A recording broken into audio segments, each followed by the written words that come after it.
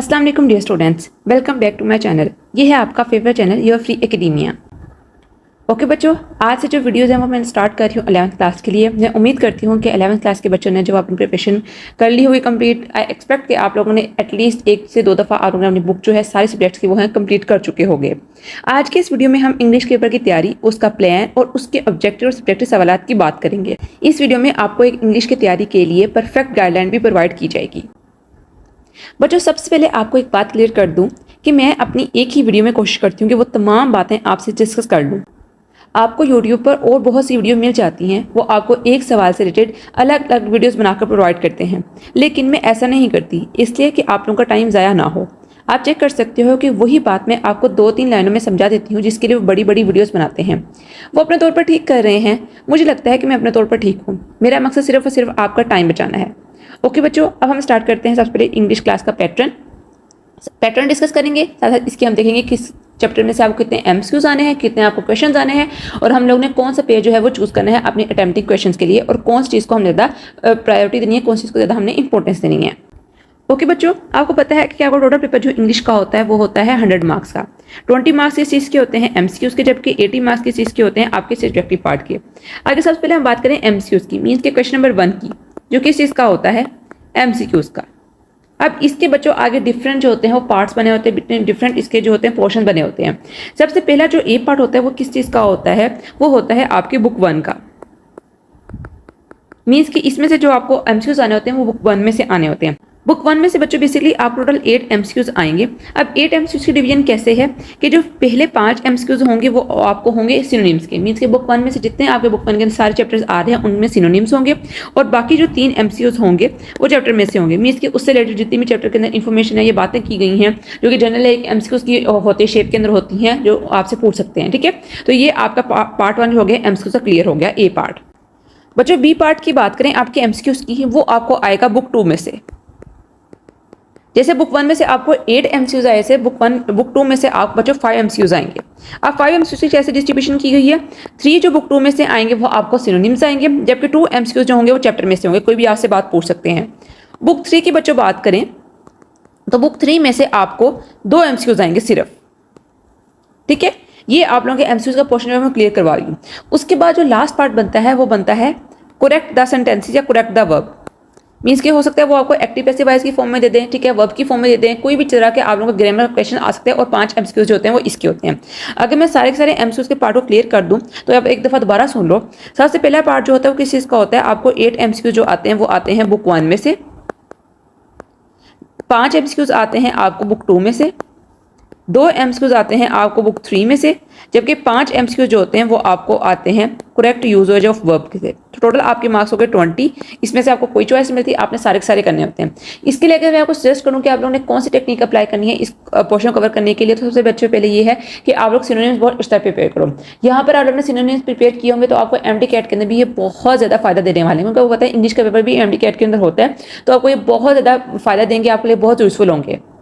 उसके अलावा आप लोग पास्ट पेपर्स के सारे एमसीक्यूज कर लो, लेकिन मोस्टली क्या होता है कि जो सिनोनिम्स होते हैं वो रिपीटेडली नहीं आते हैं, हर दफ़ा नहीं न्यू आते हैं, लेकिन फिर भी हो सकता है एक्सेप्शन केसेस के अंदर आपको रिपीटेड एमसीक्यूज आ जाए, 1-2 एमसीक्यूज तो आपको आ ही जाएगा। ठीक है, और पास्ट पेपर के एमसीक्यूज आप लोगों ने सारे करने, सारे सिनोनिम्स देखो, सारे सिनोनिम याद करो, सारे एमसीक्यूज सारे पंजाब बोर्ड्स की एक दफ़ा कर चो, तो ये आप लोग अपने सेफ जोन में अपने आप को सिक्योर कर लोगे। अब ये बात हो गई आपके एमसीक्यूज की। अब बात करते हैं बच्चों आपके सब्जेक्टिव पार्ट की। मीन्स के 80 मार्क्स जो पेपर आपका सब्जेक्टिव पार्ट का उसकी डिस्कशन कर लेते हैं। ओके बच्चों, क्वेश्चन नंबर 2 की बात करते हैं। आपको पता है क्वेश्चन नंबर 1 किस चीज़ का हो गया है? आपके एमसीक्यूज का हो गया। क्वेश्चन नंबर 2 अब आपके सब्जेक्टिव पार्ट का स्टार्ट हो रहा है। उसके क्वेश्चन नंबर 2 जो है वो आता है शॉर्ट क्वेश्चन आंसर्स का। अब शॉर्ट क्वेश्चन आंसर जो होते हैं बच्चों ये बनते हैं आपके बुक 1 में से। अब बच्चों टोटल आपको 9 शॉर्ट क्वेश्चन आंसर आते हैं, जिसमें से आपने 6 करने होते हैं। मीन्स कि आपको 3 की चॉइस होती है, और हर एक जो शॉर्ट क्वेश्चन होता है वो कैरी कर रहा होता है 2 मार्क्स। टोटल आपके इस पार्ट के जो मार्क्स होते हैं वो होते हैं 12। अब ये शॉर्ट क्वेश्चन आंसर का पार्ट किस बुक से बनता है? ये बच्चों बनता है आपकी बुक 1 में से। ठीक है, अपनी बुक के ऊपर साथ साथ लिखे जाओ। अगर तो आप लोग पहले अपने 10 चैप्टर्स जो हैं वो अच्छी तरह कर लेते हो ना, पहले 10 चैप्टर जितने भी आगे बुक 1 के, तो आप लोग इजीली 7 क्वेश्चन जो हैं वो अटेम्प्ट कर सकते हो। पहले 10 चैप्टर्स अच्छी तरह कर लो, ठीक है। मैं ये नहीं कहूँगी ये चैप्टर कर लो, ये चैप्टर कर लो, नहीं। आप लोग पहले 10 चैप्टर्स जो हैं वो अच्छी तरह कर लोगे तो आप लोगों के बच्चों 7 क्वेश्चन जो हैं वो ईजिली प्रिपेयर हो जाएंगे। लेकिन अगर आप लोगों को इसमें भी मुश्किल लग रही है कि आप लोगों से अटेम्प्ट नहीं हो रहा या आप लोग अभी बैठे पढ़ने की तैयारी करने के लिए, तो मैं आप लोगों को यही कहूँगी कि आप लोग 5 चैप्टर के जितने भी इस पार्ट 1 के क्वेश्चन आए हैं वो एक दफ़ा कर लो। एटलीस्ट आप लोगों को 5 से 6 क्वेश्चन तो आप लोगों को हो ही जाएंगे क्लियर आसानी के साथ। लेकिन फिर भी आप लोग चाहते हो कि हम लोग ने पूरा सिलेबस करना है एक दफ़ा, तो आप लोग इसको पूरे तरीके से तैयार कर सकते हो, सारे चैप्टर्स कर सकते हो। It's all up to you, कितना आप लोग इजी वे में जितना आप लोग मेहनत करोगे उतना ही आपको इस चीज़ का फिर फल मिलेगा। अब बच्चों बात करते हैं क्वेश्चन नंबर 3 की। अब क्वेश्चन नंबर 3 जो होता है ये बेसिकली ये भी शॉर्ट क्वेश्चन आंसर्स का ही होता है, लेकिन बच्चों ये बनता है आप लोगों के प्लेस में से, मीन्स कि आप लोगों की बुक 3 में से ये पार्ट बनेगा। ठीक है, बुक 3 में से आप लोगों का ये पार्ट बनेगा। टोटल बच्चों उन्होंने आपको दिए होंगे 8 क्वेश्चन, जिसमें से आप लोगों ने 6 करने होंगे और इसके भी टोटल मार्क्स कितने होंगे, 12 होंगे। इसके लिए बच्चों मैं आपको ये कहूँगी कि आप लोग या तो पहले अपने फर्स्ट 2 प्लेस तैयार कर लो या फिर लास्ट जो 2 प्लेस हैं वो तैयार कर लो। It's all up to you. अगर आप लोग पहले 2 प्लेस कर रहे हो तभी आप लोगों का ये पार्ट अटेम्प्ट हो जाएगा, अगर तो आप लास्ट 2 प्लेस कर रहे हो तभी आप लोगों का आसानी से पार्ट अटेम्प्ट हो जाएगा। लेकिन ये मैं उस हिसाब से बता रही हूँ कि अगर तो आप लोग शॉर्ट सिलेबस करना चाहते हो, ठीक है। लेकिन अगर आप लोगों के जहन में ये है कि हम लोग ने अपना सारा सिलेबस कंप्लीट करना है, हम लोग ने लेने हैं इंशाल्लाह 90+ मार्क्स, तो बच्चों के आते हैं 96 98 बच्चों के मार्क्स आए हुए हैं, ठीक है। इंग्लिश केवल में लेना है सबसे ज़्यादा ईजी मार्क्स है, आप लोग ले सकते हो आसानी के साथ। तो आप लोग अपने सारे चारे प्लेस के जो हैं वो तैयार कर लो, चारों के तो एटलीस्ट 3 प्लेस के तो आप लोग क्वेश्चन आंसर जो है वो तैयार करके जाओ। अब पता है प्लेस जो होते हैं वो काफ़ी लेंथी होते हैं और लेंथी के साथ साथ इसके जो क्वेश्चन बन रहे होते हैं वो एक्सरसाइज से नहीं बनते, वो आप लोगों की रीडिंग से बनते हैं, ठीक है। तो आप लोगों को प्लेस के लिए कुछ ज़्यादा टाइम देना पड़ेगा। एटलीस्ट अगर आप लोग अपने दिन के 5 to 6 आवर्स अपने पेपर इसके प्लेस के लिए लगा रहे हो, दैट वुड बी एनफ, ठीक है। तो आप लोगों को इसके ऊपर टाइम ज़्यादा स्पेंड करना पड़ेगा, 5 से 6 घंटे आप लोगों को प्लेस के ऊपर लगाने पड़ेंगे। अब बच्चों बात करते हैं क्वेश्चन नंबर 4 की। अब बेसिकली क्वेश्चन नंबर 4 भी जो है आपके शॉर्ट क्वेश्चन आंसर्स का है, लेकिन बच्चों ये आपको आएगा पॉइंट्स में से, ठीक है। 6 आपको शॉर्ट क्वेश्चन आंसर आएंगे जिसमें से आपने 4 करने होंगे। सबसे इजी पोर्शन यही होता है, ठीक है। बहुत इजी क्वेश्चन आपको पॉइंट में से आते हैं। टोटल मार्क्स इसके बन जाते हैं बच्चों 8, ठीक है। आप लोग कोई से भी पॉइंट्स, मैं तो कहती हूँ सारी पॉइंट्स कर लो, बहुत इजी पॉइंट्स हैं, आप लोगों की बिल्कुल ही मुश्किल पॉइंट्स नहीं है। या फिर आप लोगों ने आसानी के लिए करना है तो पास पेपर के जितने भी आप लोगों को पॉइंट्स के क्वेश्चन आए हुए हैं वो एक दफ़ा कर सकते हो आप लोग तैयार, तो आप लोगों का ये पोर्शन क्लियर हो जाएगा। लेकिन मैं यही स्ट्रेस करूँगी कि आप लोग सारी पॉइंट्स करके जाओ, क्योंकि जब आप लोगों ने आगे रेफरेंस और कॉन्टेक्स्ट करना है पॉइंट्स के बारे में तो आप लोगों को इसके अंदर बहुत आसानी होगी, ठीक है। जब आप लोगों के पास नॉलेज ज़्यादा होगा तो आप लोग बहुत अच्छे तरीके से इस पार्ट को या अगले पार्ट को अटेम्प्ट कर सकोगे। तो मैं यही कहूँगी कि इस पार्ट को आप लोग पूरी तरह करो, सारे पॉइंट्स आप लोग अपने तैयार करके जाओ। अब बच्चों सेक्शन 1 जो था वो आपके सब्जेक्टिव पार्ट का कंप्लीट हो गया, जिसके अंदर सारे के सारे आपके क्वेश्चंस थे। अब बच्चों सेक्शन 2 की बात करते हैं। आपके सब्जेक्टिव पार्ट के ही 2 सेक्शन, सेक्शन 1 और सेक्शन 2, ठीक है। इसकी बात करें तो ये क्वेश्चन नंबर 5 से स्टार्ट होता है, जिसके अंदर सबसे पहला क्वेश्चन होता है लेटर या एप्लीकेशन का। अब यहाँ पर बच्चों मैं आपको ये पार्ट बताने से पहले एक बात बता दूं, वो ये कि बच्चों जब भी आप लोग शॉर्ट सिलेबस घर से तैयार करके जाते हो ना, या आप देखते हो कि हम लोग ने इतने चैप्टर्स कर लेते हैं, ये फर्स्ट पॉइंट्स कर लेते हैं, लास्ट वाले प्लेस कर लेते हैं, स्टार्ट वाले 10 चैप्टर्स कर लेते हैं, तो बच्चों आप लोग ने अपने जहन में ये बात रखनी है कि जब आप लोग घर से निकल रहे हो तो आप लोग अपने सारे जो एक्स्ट्रा ऑप्शन है, जो चॉइस है, वो एलिमिनेट करके जा रहे हो। आपके पास अब पेपर के लिए कोई भी चॉइस नहीं है, आप लोगों ने अपनी चॉइस से फायदा उठा लिया है। अब पेपर के अंदर आप लोगों को जितना आप लोगों ने तैयार किया उतना ही आप लोगों ने पेपर दे कर आना है, ठीक है। तो ये नहीं देखना कि हाँ भाई इधर से भी चीज़ें छोड़ दो और पेपर में जाकर चीज़ें छोड़ दो। यहाँ से जो आप लोग तैयार करके जा रहे हो सिर्फ मेन फोकस फिर उसी पे रखो, वही चीज़ें आप लोग फिर अच्छी तरह तैयार करो। लेकिन अगर आप लोगों ने कहा है कि नहीं हमने सारी बुक करके जानी, फिर आप लोगों के पास बहुत ज़्यादा जो होते हैं वो पेपर के अंदर चॉइस बच जाती है, ठीक है। तो it's all up to you कि आप लोग किस तरह अपने पेपर की प्रिपरेशन करते हो। अब बच्चों बात करते हैं एप्लीकेशन या लेटर की।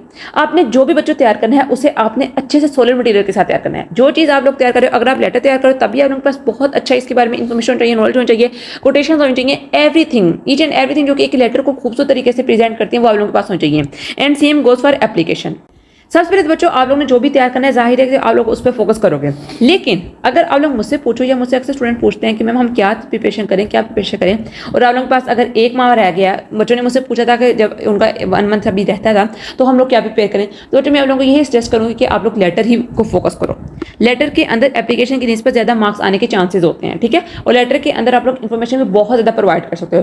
जो एप्लीकेशन होती है बड़ी वो कंसाइज सी होती है, छोटी सी होती है, ठीक है। उसके अंदर आप लोगों ने इर्द गिर्द की गप्पें नहीं लगानी होती। लेटर के अंदर आप लोग जितनी मर्जी बात लंबी कर दो उतना ही वो अच्छा होता है। और लेटर के अलावा लेटर के अंदर एक और बात जो बहुत इंपॉर्टेंट मैं मेंशन कर जाती हूँ वो ये कि लेटर जो होते हैं बेसिकली वो इंटरकनेक्टेड होते हैं। मैंने कल जो वीडियो बनाई थी 12th क्लास के लिए, उनका उर्दू का पेपर था, आप लोगों को वीडियो लास्ट में देखो, मैंने उनको उसमें समझाया था कि किस तरह अगर आप लोगों को letter out of the syllabus आ रहा है, आप लोगों ने नहीं प्रिपेयर किया तो आप लोगों ने कैसे करना है, उसका लिंक डिस्क्रिप्शन में दे दूंगी। वो हर क्लास के लिए बेनिफिशियल है, वो एक क्लास के लिए नहीं है, 12th क्लास के लिए। मैं आपको लास्ट में मैंने उसके अंदर बताया हुआ है कि किस तरह आप लोगों को अगर आउट ऑफ द सिलेबस आप लोगों को कोई लेटर आ रहा है, आप लोगों ने नहीं उसको अटैम्प्ट किया हुआ, तो आप लोगों ने उसको कैसे अटैम्प्ट करना है। बहुत इंपॉर्टेंट वो वीडियो है, आप लोगों ने देखनी है। आप लोग उसको आगे करके देख सकते हो, जहां पर मैं बता रही हूँ तकरीबन लास्ट क्वार्टर का पार्ट ऑफ द वीडियो है, जिसके अंदर मैंने बताया कि आपको लेटर अगर आ गया आउट ऑफ द सिलेबस तो कैसे अटेम्प्ट करना है। Same goes for English. English के लिए भी आप लोगों ने वही टिप्स एंड ट्रिक्स अप्लाई करनी जो कि उर्दू के लिए मैंने प्रोवाइड की हैं। उसके अलावा बच्चों मैंने एक और वीडियो अपने चैनल पर अपलोड की हुई है, जिसके अंदर मैंने बताया कि आप लोगों ने इंग्लिश में फुल मार्क्स कैसे लेने, क्या आप लोगों के टिप्स एंड ट्रिक्स होने चाहिए। उसका लिंक मैं डिस्क्रिप्शन में लास्ट में दूंगी। और आगे चलने से पहले मैं आप लोगों को लास्ट में कहूंगी बच्चों, वीडियो को लास्ट में लाइक किया करें, सब्सक्राइब भी करें मेरे चैनल को, और एक अच्छा सा कमेंट भी करें। अब बच्चों बात करते हैं आप लोगों की क्वेश्चन नंबर 6 की। अब क्वेश्चन नंबर 6 जो आता है बच्चे बेसिकली आपका आता है स्टोरी का। ठीक है, यहाँ पर बच्चों आप लोगों को उन्होंने 2 स्टोरीज दी होती हैं, जिसमें से आप लोगों ने एटलीस्ट एक करनी होती है। अब स्टोरी के लिए एटलीस्ट आप लोग 15 स्टोरी तो आप लोग मैक्सिमम कर ही जाओ। ठीक है, और स्टोरीज का सबसे बड़ा इजी पार्ट मुझे क्यों लगता है, क्योंकि इसके अंदर बेसिकली उन्होंने मोरल ऑफ द स्टोरी आपको दिया होता है, और जब उन्होंने आपको मोरल दिया होता है तो आप लोगों के ज़हन में खुद ब खुद पूरी स्टोरी आ जाती है। ठीक है, अब सपोज अगर आप लोगों को उन्होंने स्टोरी दे दी है, एग्जाम्पल के बता रही हूँ, बीवेयर ऑफ फॉल्स फ्रेंड्स, तो आप लोगों को याद होगा हम लोगों ने एक स्टोरी पढ़ी थी जिसके अंदर था friend in need is a friend in deed. ठीक है, उसके अंदर क्या था कि एक दो दोस्त जा रहे होते हैं जंगल के अंदर, उनको बियर जो होता है वो अटैक कर देता है, एक दोस्त होता है वो दरख्त पे चढ़ जाता है, एक दोस्त होता है वो सांस रोक के लेट जाता है। ठीक है, तो ये देखो इसका की आपस में इंटरकनेक्टेड होती है सारी स्टोरीज, तो आप लोग एक मोरल स्टोरी से लेके डिफरेंट स्टोरीज हैं वो लिख सकते हो। ठीक है, तो आप लोगों को पता होना चाहिए कि हम लोगों ने स्टोरी कैसे अटेम्प्ट करनी है। उसके बाद बच्चों आता है क्वेश्चन नंबर 7। अब क्वेश्चन नंबर 7 बेसिकली क्या होता है, बेसिकली वहां पर उन्होंने आपको स्टैंजा दिया होता है। ठीक है, और आप लोगों ने स्टैंजा की क्या करनी होती है, एक्सप्लेनेशन। समझ लो इसी तरह जिससे आप लोग अपने उर्दू के अंदर क्या करते हो, नज़म के अशार की तशरीह करते हो ना, सेम इसी तरह उन्होंने जो इंग्लिश में आपको पोइम्स की लाइन्स दी होती हैं उसकी आप लोगों ने एक्सप्लेनेशन करनी होती है with reference to the context. ठीक है, आप लोगों को दिया होता है। इसके क्वेश्चन नंबर 7 की बेसिकली आपको पता है 3 पार्ट्स होते हैं, ए बी एंड सी। ये मैं ए पार्ट की बात कर रही हूँ स्टैंजा की। जो बी पार्ट होता है वो आपका होता है पंक्चुएशन का। ठीक है, और जो आपका सी पार्ट होता है वो होता है आपके पेयर ऑफ वर्ड्स का। ठीक है, स्टेंजा के लिए मैं बच्चों आप लोगों को यही स्ट्रेस करूंगी कि स्टेंजा के लिए सबसे पहली बात आप लोगों को ये होनी चाहिए कि आप लोगों की इंग्लिश बेटर होनी चाहिए। ठीक है, आप लोगों ने हर एक स्टेंजा को जो है वो अच्छी तरह किया हो। आप लोगों ने इसके अंदर जो चीज़ें आप लोगों ने, जिस तरह हम उर्दू में लिखते थे हवाला है मतन, सेम इसी तरह आप लोगों ने इसके अंदर भी लिखने के राइटर का नाम, पोएट का नाम क्या है, आपकी जो पोएम है वो किससे ली हुई है। यहाँ पर उन्होंने कुछ भी बताया नहीं होता, आप लोगों ने खुद गेस करना होता है किस पोएम से उन्होंने लिया हुआ स्टैंजा, पोएट का नाम क्या है। ठीक है, उसके अलावा यहाँ पर बहुत इंपॉर्टेंट बच्चों में मैं आपको बात मेंशन कर दूँ, वो ये कि जब आप लोग ये स्टैंजा लिख रहे होते हो तो आप लोगों ने जो पोएम का नाम होता है ना वो रियल लिखना होता है। ठीक है, अब देखो सपोज आप लोगों की कोई पोएम थी सिंधी वुमेन। ठीक है, अब आप लोगों ने ये नहीं लिख देना एन सिंधी वुमेन, या इससे अपने पास नहीं वर्ड्स ऐड कर देने, जो आप लोगों की बुक के ऊपर नाम लिखा है ना पोएम का वो ही लिखना है। ठीक है, पोएट का नाम भी आपको याद होना चाहिए, आपको पोएम का नाम भी याद होना चाहिए, और स्टैंजा की एक्सप्लेनेशन आप लोगों ने बहुत अच्छे तरीके से करनी है। यहाँ से बच्चे अक्सर मार इस वजह से खाते हैं क्योंकि उनको लाइनें नहीं बनानी आ रही होती, क्योंकि उन्होंने पहले नहीं पढ़ी होती। जब आप जितनी आप लोग अपने ड्यूरिंग द एकेडमिक ईयर्स या आप लोग जितनी अपने एफएससी के दौरान आप लोग जितनी ज़्यादा इसकी एक्सप्लेनेशन पढ़ते हो उतनी आप लोगों की जो इंग्लिश है वो अच्छी इंप्रूव होती है। जिस बच्चे के पास सिनोनिम्स जो होते हैं वो ज़्यादा होते हैं, वो अच्छी तरीके से अपनी जो पोएम होती है उसकी एक्सप्लेनेशन कर सकता है। ठीक है, तो आप लोगों ने स्टैंजा की एक्सप्लेनेशन के लिए सबसे ज़्यादा जो जरूरी चीज़ है वो आपकी ग्रिप होनी चाहिए किस चीज़ के ऊपर, सिनोनिम्स के ऊपर। अगर टोटल मार्क्स की बात करें तो बच्चों इसके 5 होते हैं, और आपको कोई भी इसके अंदर चॉइस नहीं होती, जो एक गिवन होता है वही आप लोगों ने करना होता है। अब बच्चों बात करते हैं पंक्चुएशन की।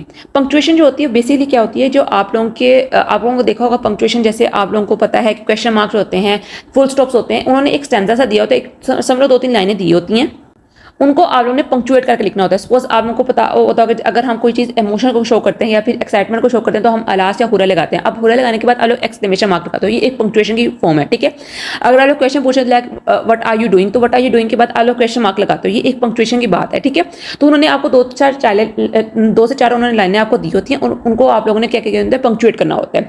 तो ज़्यादातर ये क्या होता है कि जो आप लोगों के चैप्टर्स है ना उनके एंड पे उन्होंने कुछ पैराग्राफ लाइन्स दी होती है, वहाँ से भी आपको दे सकते हैं और रीडिंग में से भी आपको दे सकते हैं। ठीक है, तो ये आप लोगों ने बस इसके रूल्स आप लोगों को पता होना चाहिए कि हमने रूल्स इसके फॉलो कर रहे हैं पंक्चुएशन के अंदर, और ये अक्सर अनसीन भी आ जाता है। तो आप लोगों ने इस चीज़ के ऊपर फोकस करने की बजाय कि हम रट्टा लगा लेते हैं इसको, आप लोग इसके रूल्स फॉलो कर लो। रूल्स आप लोगों की जो ग्रामर की बुक है ना, इंग्लिश ग्रामर कंपोजिशन, उसके ऊपर गिवन होंगे इसके रूल पंक्चुएशन के। ठीक है, तो आप लोग इसको आसानी से कर सकते हो।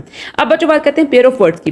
पेयर ऑफ वर्ड्स ये पंक्चुएशन की बच्चों आपके 5 मार्क्स की होते हैं। पेयर ऑफ वर्ड्स टोटल आपको बच्चों 8 आते हैं, जिसमें से आपने 5 करने होते हैं। मेरी सजेशन हमेशा की तरह यही आप लोगों को है कि बच्चों 8 के 8 करके आना है। एटलीस्ट आप लोग, मैं तो कहती हूँ कि आप लोग, मेरी तरफ से जो ये सजेशन है कि 8 के 8 करो, आता है नहीं आता है कराओ, जिस तरह के भी आते हैं। इंग्लिश ग्रामर एंड कंपोजिशन के ऊपर काफ़ी उन्होंने ना आप लोगों को देखो, तो उन्होंने ना कुछ जो होंगे वो ABC उनके ऊपर ब्लैक उन्होंने थोड़ा सा बोल्ड करके लिखा होगा, या फिर जो ABC का ऑप्शन है उसको क्या किया होगा उन्होंने हाईलाइट किया होगा। तो आप लोग सारे वही कर जो दैट वुड बी एनफ, ठीक है, वो बहुत बेहतरीन तरीके से आप लोग सारे वो कर सकते हो, ठीक है। या फिर इसके अलावा अगर आप लोगों ने बहुत और एक्स्ट्रा करना है, बहुत पढ़ने का दिल कर रहा है, तो आप लोग भी पास्ट पेपर्स की भी कर सकते हो, उनको नज़र देख लो, तो आप लोगों के लिए वेल एंड गुड होगा। अब बच्चों क्वेश्चन नंबर 8 की बात करते हैं, जो कि आपका लास्ट पार्ट है किस चीज़ का, आपकी इंग्लिश के पेपर का, और ये होता है 15 मार्क्स का, वेरी वेरी इंपॉर्टेंट। ये बेसिकली होता है ट्रांसलेशन का। किस तरह उन्होंने आपको बुक 1 में से, मैं यहाँ पर आपको बता दूं, मेंशन कर दूं, बुक 1 की जो आपकी शॉर्ट स्टोरीज हैं, इसमें से आपको उन्होंने एक पैसेज दिया होगा, जो सारे चैप्टर्स हैं, ठीक है, उसमें से आपको इंग्लिश में उन्होंने पैसेज दिया होगा और आप लोगों ने उसको उर्दू में ट्रांसलेट करना होगा। और इसका जो रेसिप्रोकल पार्ट होता है वो होता है आप लोगों को उन्होंने कोई ऐसे टॉपिक दिया होता है जिसके ऊपर आप लोगों ने क्या करना होता है, लिखना होता है, कोई भी डिटेल लिखनी होती है, मीन्स कि ऐसे तरह का होता है। और ये होता है सिर्फ फॉरेन स्टूडेंट्स के लिए। हम पंजाब बोर्ड के हैं, पाकिस्तानी से हैं, हम A11 के स्टूडेंट नहीं हैं, तो हम लोग ये पार्ट अटेम्प्ट नहीं करना है, ठीक है। हम लोगों ने सिर्फ ट्रांसलेट द फॉलोइंग अटेम्प्ट करना है, ठीक है। और बच्चे वो कर भी नहीं पाते हैं, आप लोगों के पास इतने आप लोग अकलमंद नहीं हो कि आप लोग एट द स्पॉट अपनी इंग्लिश झाड़ते फिरो। मुझे पता है आप लोग कितने कैलिबर है आप लोगों का। आप लोगों ने सिर्फ ट्रांसलेट का जो उन्होंने पैसेज दिया होगा उसको आप लोगों ने इस तरह ट्रांसलेट करना है, ठीक है। अब इसके बाद मैं आप लोगों को एक बहुत अच्छी वीडियो बनाऊंगी कि आप लोग 1 डे प्लान के अंदर किस तरह आप लोग अपनी इंग्लिश की प्रिपरेशन कर सकते हो, ठीक है।